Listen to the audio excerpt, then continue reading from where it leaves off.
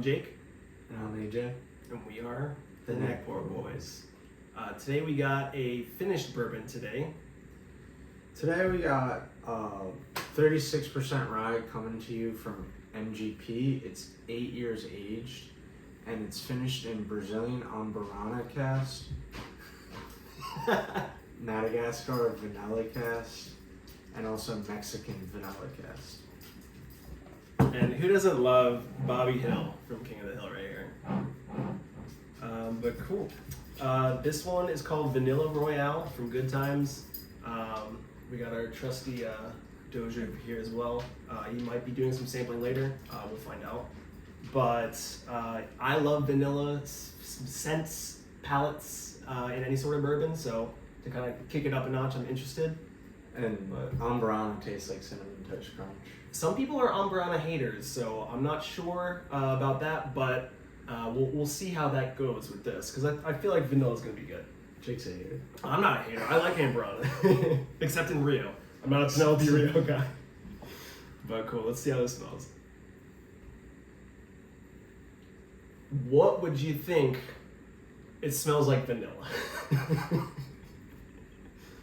You're getting really good at identifying characteristics. This is an easy noser. If I could smell this in any sort of bourbon I'm ever drinking, I'd be happy. But, I mean, it's not just vanilla. You definitely get that Amburana. It's like if you put some vanilla extract on top of a Cinnamon Toast Crunch. Exactly.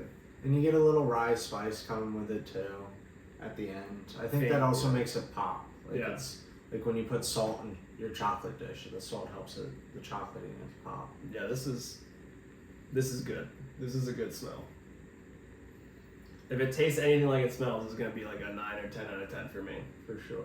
And it smells thick. Oily? It smells oily? I think that's a quote from So yesterday. I think it smells syrupy almost. It's not even like I can see sounds. Yeah. Like, I can just imagine how this would feel in my mouth just from smelling it. I feel like that sounds weird, but... That's not the way. Yeah.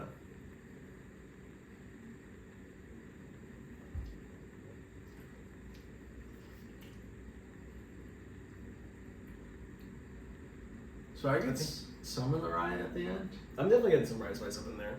Maybe it is 114 proof, so it's not by any means bottle and bond, and it does have some spice to it. I think the 8 year really kind of pairs it back with the vanilla too.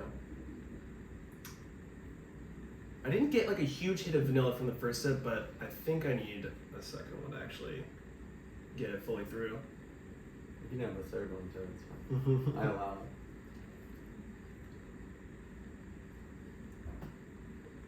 That is definitely a vanilla bomb.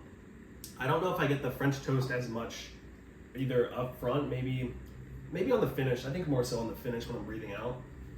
But I think this is phenomenal. You would think it's like it would be way too sweet with the vanilla, but I feel like you can mistake like vanilla for having some sort of like sweetness character to it. But I think the heat comes at you a little bit at the end to Yeah. finish it off. So it's smooth and then heat. but it's not overbearing or anything like Yeah. that. This is a winner for me. What do you rate out of 10? How about that?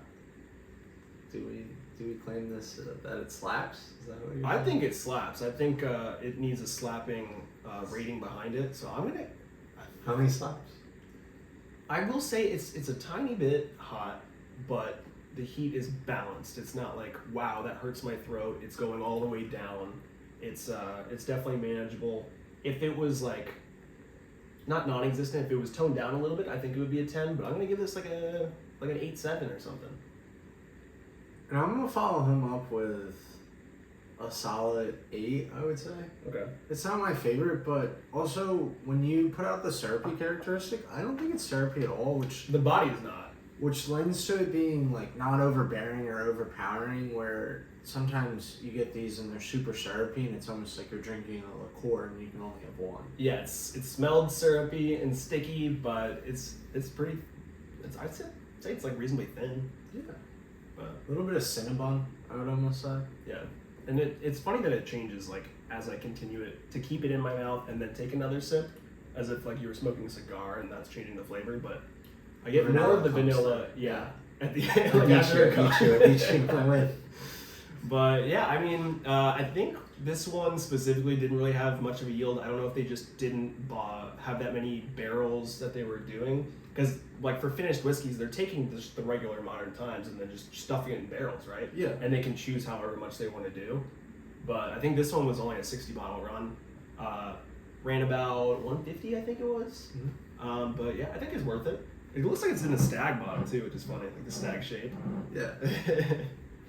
But yeah, I mean, I don't know if you can pick it up, but it's a fun one. Just finished bourbons in general. I think it's something fun. Yeah.